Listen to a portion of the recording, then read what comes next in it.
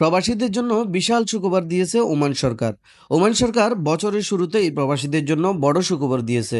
কর্মী ও নিয়োগকর্তাদের জরিমানা মওকুফ সহ একটি বিশাল আর্থিক প্যাকেজ ঘোষণা করেছে দেশটির কাউন্সিল অব মিনিস্টার্স।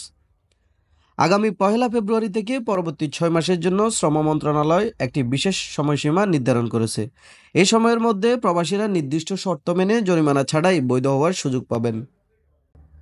ঘোষিত প্যাকেজের আর্থিক মূল্য ৬০ মিলিয়ন ওমানি রিয়ালেরও বেশি। এর আওতায় ৭ ক্যালেন্ডার বছরেরও বেশি সময় ধরে নিষ্ক্রিয় থাকা মেয়াদ উত্তীর্ণ শ্রম কার্ডের জন্য বকেয়া জরিমানা সম্পূর্ণ মওকুফ করা হয়েছে।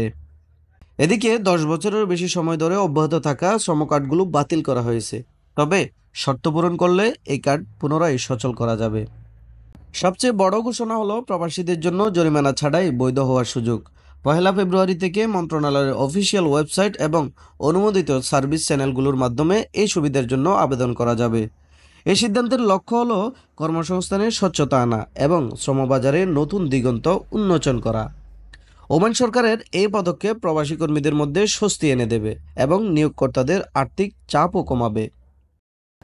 এটি শুধু প্রবাসীদের জন্য নয়, বরং ওমানের আর্থিক কাঠামোকেও আরও শক্তিশালী করবে।